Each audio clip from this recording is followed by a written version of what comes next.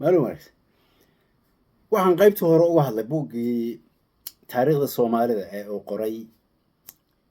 Allah u naxariistay Jaamac Maxamed Qaalib.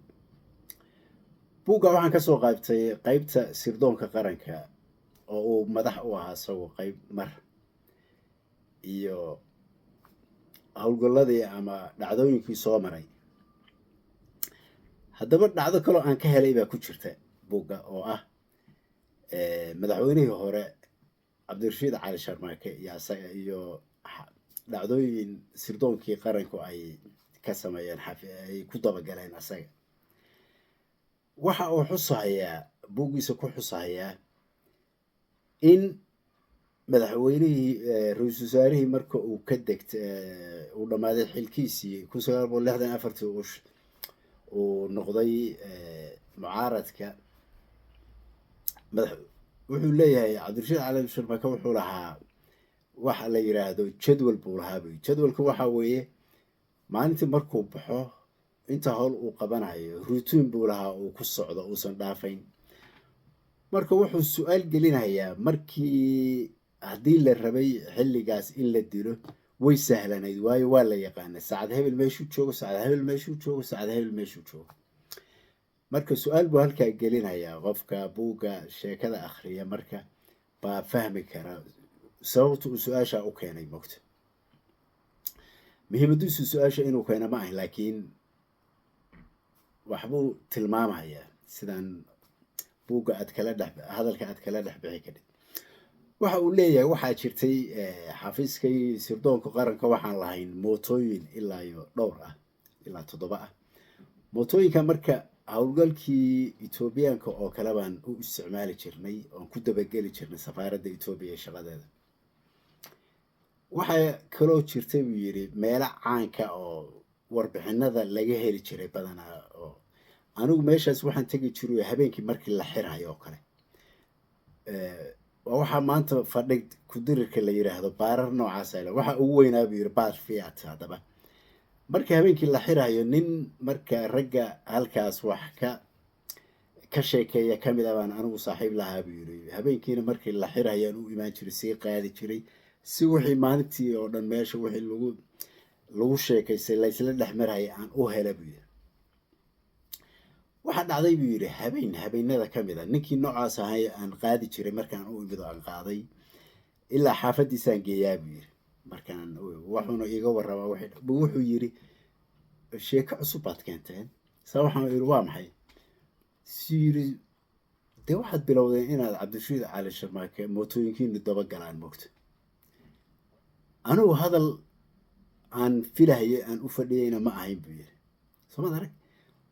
waayo xaafiiskaygii weeye waxa mootooyinka shaqaalahaygii weeye waxa mootooyinka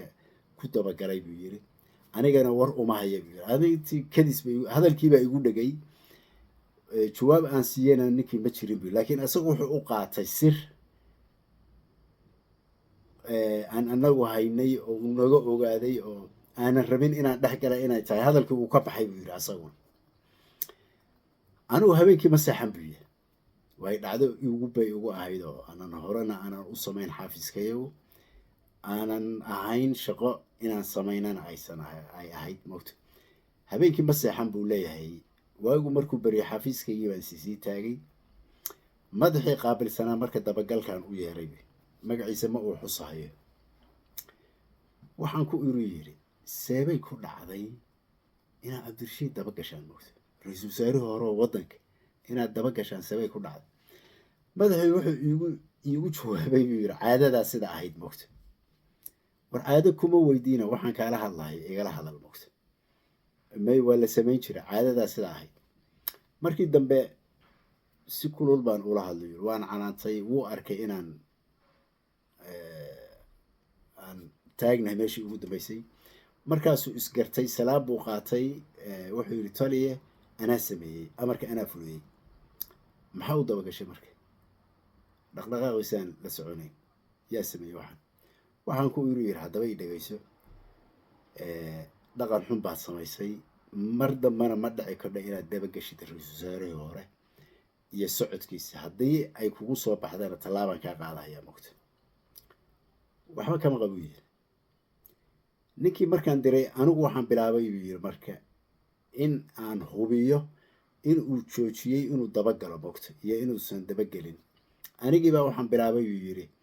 rutiinka jadwalka marka wuxuu ahaa buu yiri cabdirashiid cali sharmaake jadwalkiisu wuxuu ahaa buu yiri subaxdii markuu soo baxo 10 wuxuu tagayaa buu yiri baar ku yaalay liido meeshaas buug buu wataa buu buug buu akhrisanayaa ilaa duhurkii buu joogayaa salaada markii la tukado kadib buu laabanayaa galabtii buu soo baxayaa haddana wuxuu aadi jiray buu yiri galabtii markuu soo baxo shaneemada wuxuu ka soo baxayaa 8:15 ama 8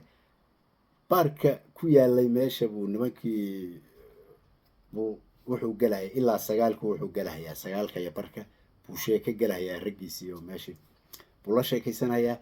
haddana filim kale ku laabanayaa buu yiri oo leyl 9:30 wixii ka dambeeyay leyl buu ka soo baxaya markaasuu gurigiisa aadaya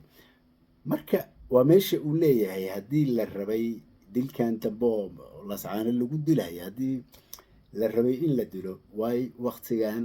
uusan xilka hayn loo dili waayo waay waqtigan la og yahay tallaabo walba uu marayo loo dilayaa moogta marka waa su'aal uu warbixintiisii uu soo dhexgelinayaa uu isweydiinaya moogta laakiin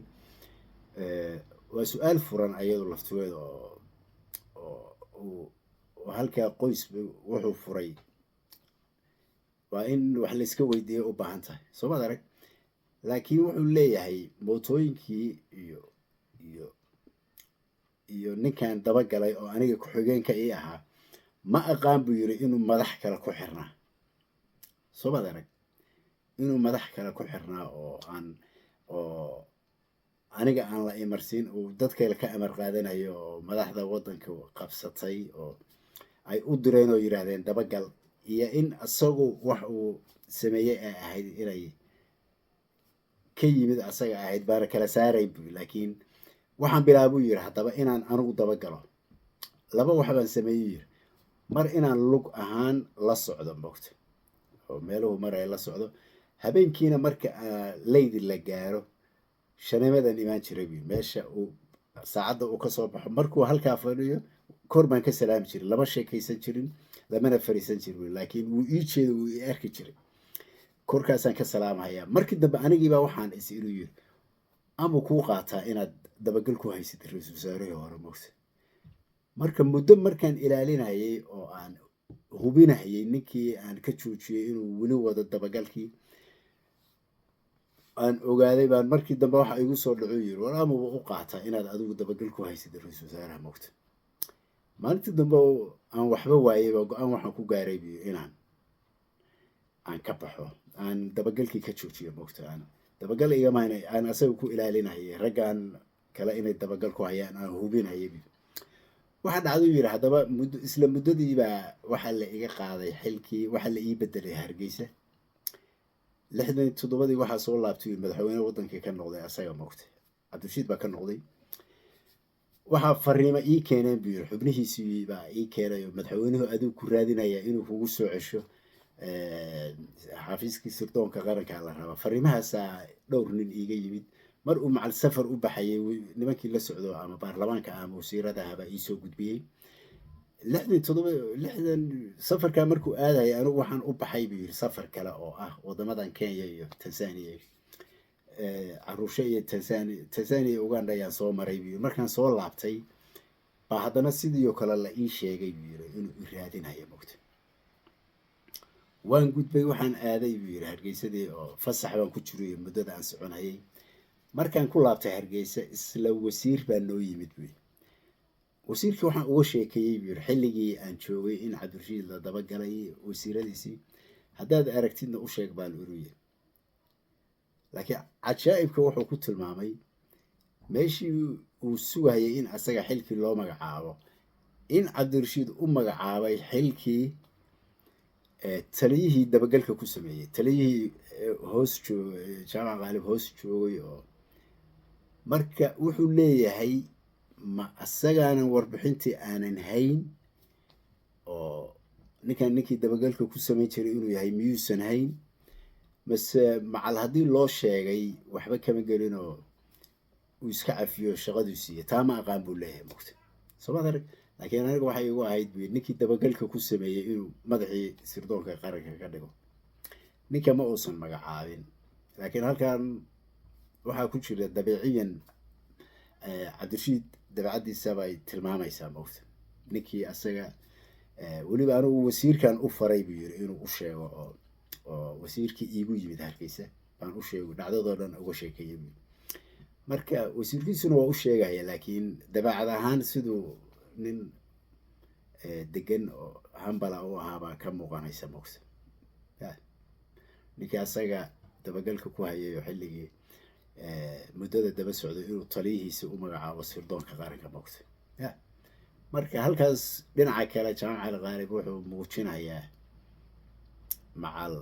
seerkalka ku wareegsanaa oo amnigiisa iskuuladka qaranka uu u magacaabay inuusan ahayn nin mudnaa inuu u magacaabo mogta soomaad arag buu dhinaca kalena fariinta haddaad akhrisid waxa kasoo baxaya waa taa weeye mogta marka waa laba dhacdo cajaa'iba buugga sirdoonka qaranka taariikhda soomaalida qaybta sirdoonka qaranka intuu joogay jaamaca dhacdooyinka uu xusahaya mogta waa laba dhacdo marka ciddii rabta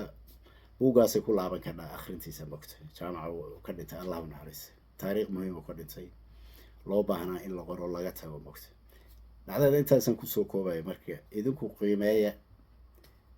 sida uu u dhigay su-aalaha uu isweydiiyey taliyahaasoo kale ma mudnaa in madaxweynihii hore allahu naxariista cabdirashiid uu u magacaabo xilka noocaas soomad arag saameyn ma ku yeelan keedhay dilkiisii dambe soomad waa wax la isweydiin mudan marka su-aalahaas idinka idintaala sida uga jawaabi lahay laakiin waa taariikh lasoo maray intaasan kusoo koobaya masalan